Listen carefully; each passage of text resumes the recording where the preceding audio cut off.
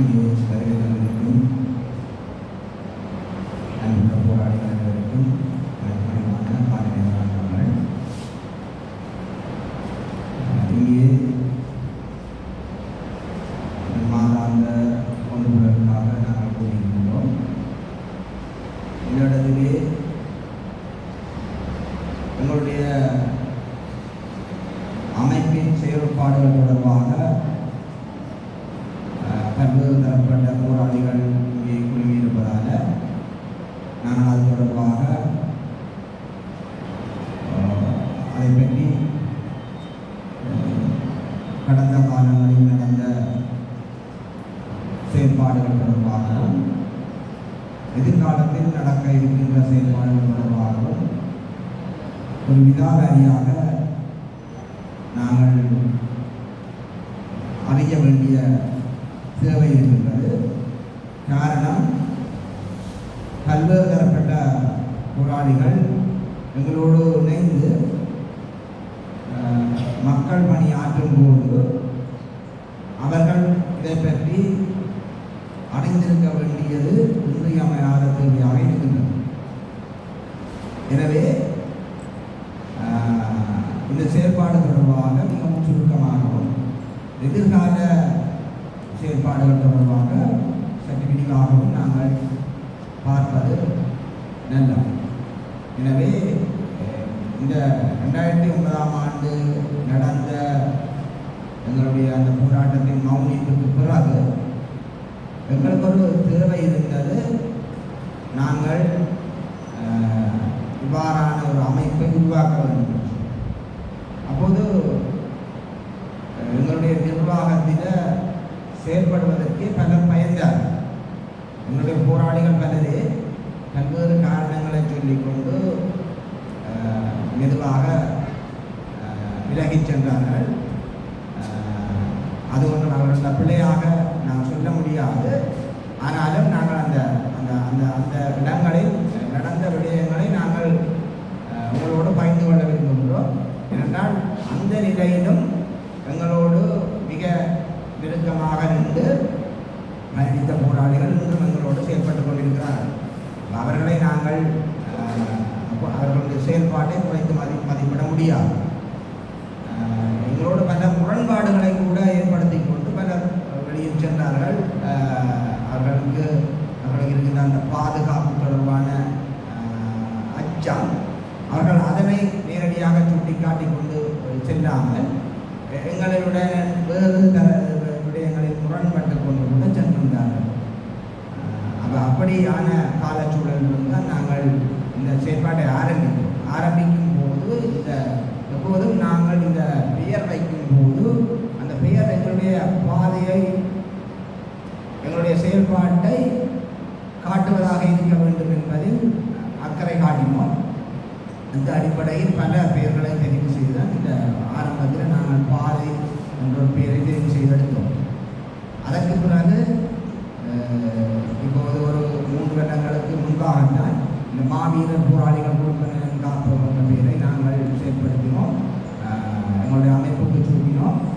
காரணம், எங்களுடைய அமைப்பில் 90ஆம் ஆண்டு அளவில் இருந்து இந்த மாவீரர் போராளிகள் குழுப்பினர் காப்பகம் இதே பணி தேவைகளுக்காக எங்களுடைய தமிழீழ விடுதலை புலிகள் அமைப்பால் ஆரம்பிக்கப்பட்டது.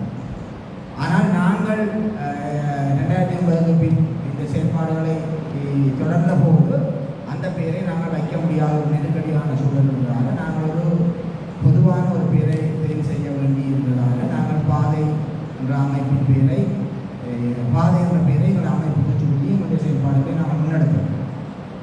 அவ்வாறு எடுத்து கிட்டத்தட்ட இன்று வரைக்கும் அந்த செயல்பாடுகள் எந்த நோக்கத்துக்காக ஆரம்பிக்கப்பட்டதோ அந்த நோக்கத்தை மிக நேர்த்தியாக நாங்கள் செய்து கொண்டிருக்கிறோம் என்பது எங்களுக்கு ஒரு நிறைவு இருக்கின்றது.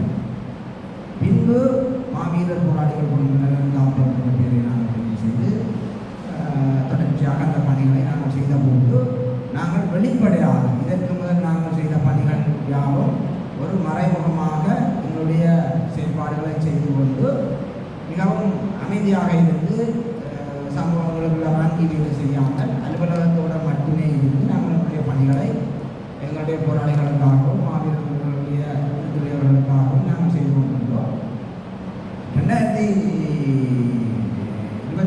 2024ஆம் ஆண்டுக்கு பிறகு 23ஆம் ஆண்டுக்கு பிறகு நாங்கள் இதை வெளிப்படையாக இந்த செயற்பாடுகளை செய்ய தொடங்கி ஏற்கனவேயும் நாங்கள் வடக்கு கிழக்கு பகுதிகளில் இந்த செயற்பாடுகளை நாங்கள் செய்திருந்தோம். இந்த பெயரை தாங்கிய பின்பு வடக்கு கிழக்கு பகுதிகளில் நாங்கள் வெளிப்படையாக எங்களுடைய நடவடிக்கைகளை நாங்கள் செய்து இந்த வரையும் அந்த செயற்பாடுகளை நாங்கள் பூரண திருப்தியோடு நாங்கள் செய்து வருகிறோம். இந்த மாவீரர் போராளிகள் குடும்ப காப்பகின்ற செயல்பாடுகள் என்பது மாவீரர்களினதும் போராளிகளினதும் போரினால் பாதிக்கப்பட்ட மக்களினதும் நலன்புரி வேலைகளை செய்வதாக இருக்கின்றன. நாங்கள் போராளிகளாகிய நாங்கள் 2001ஆம் ஆண்டுக்கு முன்னர் ஒரு அரசியல் தேவைக்காகத்தான் நாங்கள் போராளிகளாக மாறினோம். பின்பு 2009ஆம் ஆண்டுக்கு பின்னர் நாங்கள் எங்களுடைய ஆயுத பங்களிப்புக்கு பின்னர் அரசியலில் இருந்து சற்று ஒதுங்கி சாதாரண வாழ்க்கையை வாழ்ந்து கொண்டிருந்தோம். அரசியல் ரீதியான விருப்பு வெறுப்புகளுடைய மனங்கள் இருந்த போதிலும் நாங்கள் அந்த செயற்பாடுகளை வெளிப்படையாக செய்யாதவர்களாக இருந்தோம். ஆனால் இந்த 17 வருடங்கள் எங்களுக்கு என்ன இந்த காட்டு நிற்கிறது என்று சொன்னால், போராளிகளாகிய நாங்கள் அரசியலை செய்யாவிட்டால் எங்களுடைய மக்களுடைய எதிர்காலத்தை சரியான பாதையில் கொண்டு செல்ல முடியாது என்பதை மிக தெளிவாக இந்த 17 வருடங்கள் காட்டியிருக்கின்றன. அதற்கு பின்னர் தான் நாங்கள் இப்போது ஒரு 10 மாதத்துக்கு முன்னர் இந்த புதிய பாதை மக்கள் இயக்கம் என்ற பேரில் எங்களுடைய மாவீரர் போராளிகள் குடும்பத்தினர் காப்பதின் அரசியல் பிரிவை ஆரம்பித்தோம். இது ஒரு கட்சி, ஒரு வாக்கு வங்கியை அல்லது தேர்தல் அரசியலை மையமாக கொண்டு இந்த அமைப்பை உருவாக்கவில்லை.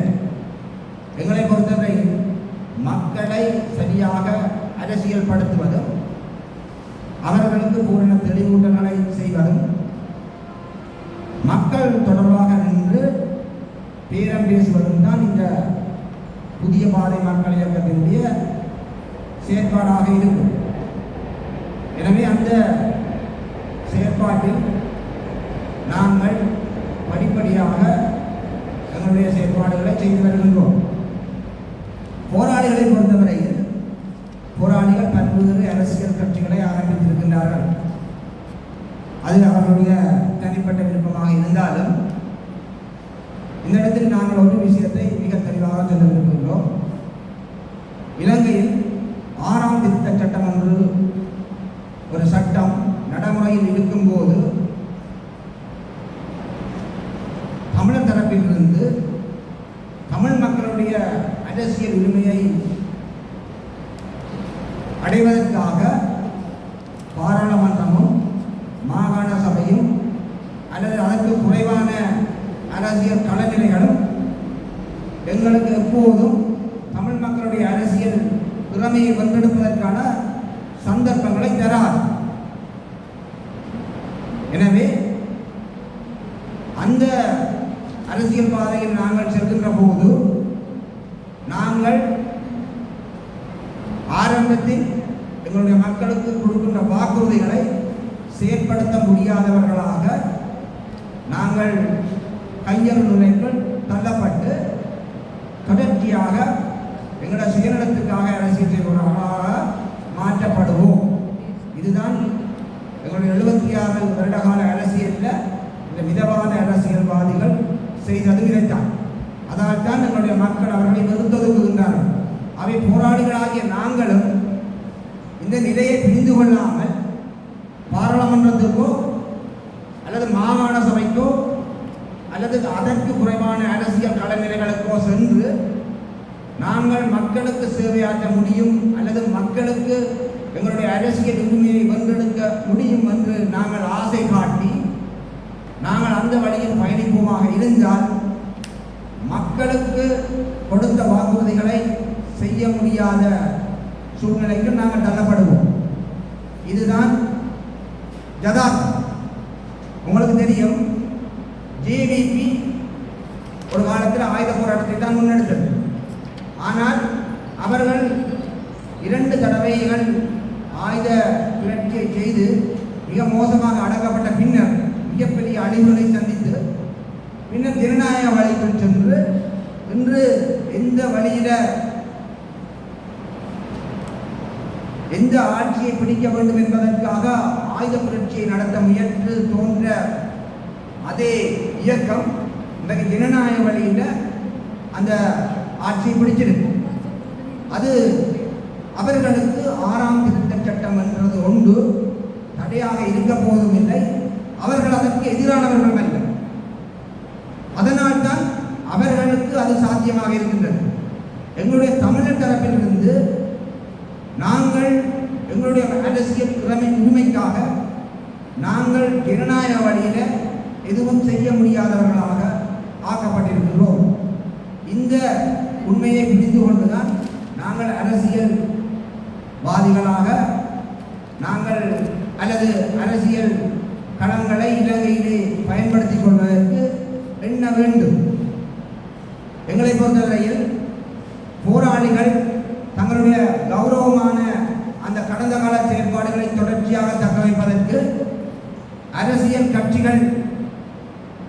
கட்சிகளின் ஊடாக பயணித்து இந்த பாராளுமன்றத்தையும் அல்லது மாகாண சபையும் அல்லது அதற்கான களங்கள் அதற்கு குறைவான களங்களையும் பயன்படுத்தி எங்களுடைய மக்களுக்கு ஏதாவது தீர்வை பெற்றுக் கொடுப்போம் என்று நினைத்தால் அது மிக மோசமான அவர்களுடைய அரசியல் தெளிவின்மையை காட்டுகின்றது. எனவே போராளிகள் செய்ய வேண்டியது இவ்வாறான ஒரு அரசியல் இயக்கத்தை பலப்படுத்த வேண்டியதுதான். ஏனென்று சொன்னால் நாங்கள் மக்களை சரியாக அரசியல் படுத்த வேண்டிய பொறுப்புள்ளவர்களாக நாங்கள் இருக்கின்றோம். போராளிகள் கடந்த காலங்களிலும் அதைத்தான் செய்தார்கள். 2009ஆம் ஆண்டுக்கு முன்னர் ஆயுத முறை அரசியலை தீவிரம் காட்டியிருந்தாலும் மக்களை அரசியல் படுத்துவதும் அரசியல் கட்சிகளோடு பேரம் பேசுவதும் அரசியல் கட்சிகள் மக்களுக்கு வேண்டாததை செய்ய முயல்கின்ற போது அதை தடுத்து நிறுத்துவதுமாக அந்த அரசியல் களங்களில் இருந்து எங்களுடைய மக்களை பாதுகாப்பவர்களாகத்தான் போராளிகள் இருந்தார். அவை போராளிகள் எப்போதும் விழிப்புணர்வாக இருந்தால் இந்த சமூகத்தை பாதுகாக்க முடியும். அதனால்தான் அந்த செயற்பாட்டை வரையறுக்கின்ற ஒரு அரசியல் களமாக ஒரு மக்கள் இயக்கமாக எங்களுடைய மக்களை அரசியல் படுத்தி விழிப்புணர்வுள்ள சமூகமாக மாற்ற வேண்டிய தேவைக்காகத்தான் இந்த புதிய பாதை மக்கள் இயக்கத்தை நாங்கள் ஆரம்பித்தோம். அப்போது எங்களுடைய மக்களுடைய பொருளாதார நிலையை பற்றியும் சிந்திக்க வேண்டிய தேவை இருக்கிறது. இரண்டால் அரசியல் ரீதியான தெளிவு மக்களுக்கு தேவையாக இருந்தால் முதலாவது அவர்களுடைய அன்றாட வாழ்க்கை சிறப்பாக அமைய வேண்டும். அந்த அன்றாட வாழ்க்கையில் பஞ்சமும் பசியும் இருக்கின்ற போது மக்கள் அரசியல் விழிப்புணர்வு உள்ளவர்களாக மாற்ற எடுப்பது கடினம். எனவே அந்த மக்களை பொருளாதார நிலையில் மேம்படுத்த வேண்டிய தேவை இந்த புதிய பாதை மக்கள் இயக்கத்தினுடைய ஒரு முக்கிய பொறுப்பாக நாங்கள் கருதுகின்றோம். அதனால்தான் கிராமிய பொருளாதார அபிவிருத்தி குழுக்களை கிராமங்கள் தோறும் நாங்கள் உருவாக்கி அவர்களை ஒரு துணைத்திறனுள்ள பொருளாதார செயற்பாட்டாளர்களாக மாற்ற வேண்டும் என்பதற்காக பல்வேறு முயற்சிகளை நாங்கள் எடுத்து வருகின்றோம். பல்வேறு வடப்பற்றாக்குறைகள் பொருளாதார நெருக்கடிகள் எங்களுக்கு இருந்த போதிலும் மிக முக்கியமாக கவனத்தை அதில் செலுத்தி எங்களுடைய செயற்பாடுகளை நாங்கள் தொடர்ச்சியாக செய்து வருகின்றோம். இப்போது பல இந்த பொருளாதார அபிவிருத்தி குழுக்களை நாங்கள் உருவாக்கி இருக்கின்றோம். இந்த பொருளாதார அபிவிருத்தி குழு என்றது சாதாரணமாக ஒரு குழுவாக இருக்க போவதில்லை. இது ஒரு 3 கட்டங்களுக்கூடாக தன்னுடைய வளர்ச்சி பாதையை முன்னெடுத்து செல்லும். மிக முக்கியமாக எங்களுடைய மக்களுடைய பொருண்மைய கட்டமைப்பை உருவாக்குகின்ற பணியை இந்த கிராமிய பொருளாதார அபிவிருத்தி குழு தன்னை சரியாக நிறைப்படுத்தி கொண்டு அதை செவ்வனே செய்யும் என்பதில் எங்களுக்கு நிறைவு கொண்டிருக்கின்றது. அதனால்தான் இந்த செயற்பாட்டை மிக முக்கியமாகவும் ஒரு கடினமான பணி என்று தெரிந்தும் அந்த பணியை நாங்கள் ஆற்றுவதற்கு ஆர்வமாயுள்ளோம். எங்களை பொறுத்தவரையில் இந்த பொருளாதார அபிவிருத்தி குழு 2ஆம் கட்டமாக ஒரு பொருளாதார அபிவிருத்தி நிறுவனமாக மாற்றப்பட வேண்டும். 3ஆம் கட்டமாக பொருளாதார அபிவிருத்தி கூட்டுறவு சங்கமாக அதை வளர்ச்சி அடைய வேண்டும். அவ்வாறு வளர்ச்சி அடைந்து ஒரு பல் தேசிய பிரதேசங்களில் வாழும் மக்களை பிரதிநிதித்துவப்படுத்தி தன்னை நிலைநிறுத்திக் கொள்கின்ற போது எங்களுடைய மக்களுடைய அந்த பொருளாதார வறுமை ஒழிந்து செல்வச் செழிப்பான வாழ்க்கை ஒன்று அவர்களுக்கு பிரகாசிக்கும். அந்த காலத்தை நோக்கி மிக வினைத்திறனாக எங்களுடைய பணிகளை ஆற்ற வேண்டும் என்பதுதான் எங்களுடைய நோக்கம். இந்த செயற்பாட்டிற்கு எங்களுடைய மக்கள் எங்களுக்கு பூரண ஒத்துழைப்பு வழங்க வேண்டும் என்றால் இதுவரை காலமும் அவ்வாறான ஒரு முயற்சியை யாரும் எடுத்ததாக எங்களுக்கு தெரியவில்லை. அது தமிழீழ விடுதலை புலிகள் 2009ஆம் ஆண்டுக்கு முன்னர் மக்களுடைய நிறைவான பொருளாதார ஸ்திரத்தன்மையை பேணுவதற்காக தமிழீழ பொருண்மைய நிறுவனம் ஒன்றை ஆரம்பித்து அதற்கு ஊடாக பணியாற்றியிருந்தார்கள். அதற்கு முன்னும் அதற்கு பின்னும் இதுவரை காலமும் யாரும் அதை பற்றி சிந்திக்கவில்லை. எங்களை பொறுத்தவரை அரசியல்வாதிகள் எப்பொழுதும் தங்களுடைய வாக்கு வங்கிகளை இலக்காக கொண்டு செயலாற்றுவார்கள். அவர்கள் இதை பற்றி சிந்திக்கவில்லை. அவர்கள் நினைத்திருந்தால் அவர்களுடைய பன்முகப்பட்ட நிதிக்கூடாக பல்வேறு நிறுவனங்களை ஆரம்பித்து பல இளைஞர் யுவதிகளுக்கு தொழில் வாய்ப்பை கொடுத்திருக்க முடியும். 22 பாராளுமன்ற உறுப்பினர்கள் இந்த வேளையில் சற்றாக குறைவடைந்து பல பாராளுமன்ற உறுப்பினர்கள் அந்த செயல்பாடுகளை ஒருங்கிணைந்து அந்த பன்முகப்பட்ட நிதியை பயன்படுத்தி தங்களுடைய நிதிகளை ஒருங்கிணைத்து இவ்வாறான நிறுவனங்களை ஆரம்பித்திருந்தால் இன்றைக்கு எங்களுடைய சமூகம் வேலை இல்லாமை என்ற அந்த நிலைக்கு தள்ளப்பட்டிருக்கார். அவை அந்த சந்தர்ப்பங்கள் அவர்களது கைகளில் இருந்தும் அவர்கள் அதை பற்றி சிந்திக்காமல் தொடர்ச்சியாக செயல்பட்டு வருகின்றார்கள். அவர்கள் அந்த செயற்பாடுகளை மிக வினைத்திறனாக செய்திருக்க முடியும். அவை அந்த செயற்பாடுகளை செய்யாத அவர்கள பாதையில் நாங்கள் தொடர்ச்சியாக எங்களுடைய மக்களை செல்வதற்கு ஆர்வம் ஊட்டாதவர்களாக நாங்கள் இருந்து கொண்டு எங்களுடைய அந்த செயற்பாடுகளை மக்களுடைய அந்த பொருள்களை மேம்படுத்துவதற்காக கவனம் செலுத்த வேண்டும். அவ்வாறு அந்த செயற்பாடுகளை கவனம் செலுத்தி நாங்கள் வினைத்திறனாக செயல்பாடுகளை முன்னெடுக்கின்ற போது இந்த மக்களுடைய பொருண்மையத்தை மேம்படுத்த முடியும். உங்களுக்கு தெரியும், இந்த கூட்டுறவு முறைமை என்றது நாங்கள் ஏன் அந்த இறுதியில் ஒரு கூட்டுறவு முறைமைக்குள் நாங்கள் செல்ல வேண்டும் என்று சொல்கின்றோம் என்றால், கூட்டுறவு என்றது உலகளாவிய ரீதியில் சட்ட விதிமுறைகளுக்கு உட்பட்டது. அங்கு துஷ்பிரயோகங்கள், ஊழல்கள், முரண்பாடுகள் என்பது அறவே இருக்காது. எனவே அவ்வாறான ஒரு நிறுவனம் தனது வளர்ச்சி பாதையில் வேகமாக முன்னேற முடியும். அதனால்தான் அந்த 3ஆம் கட்டத்தில் அந்த கூட்டுறவு முறைமைக்குள் நாங்கள் எங்களால் உருவாக்கப்படுற அந்த பொருளாதார அபிவிருத்தி குழுக்களை கொண்டு செல்ல வேண்டும். அவ்வாறு கொண்டு செல்கின்ற போது அது எங்களுடைய மக்களுக்கு ஒரு உலகளாவிய ரீதியில் ஒரு பொருளாதார ஸ்திரத்தன்மையை பேணக்கூடிய ஒரு ஒரு ஒரு ஒரு அமைப்பாக அது வரும்.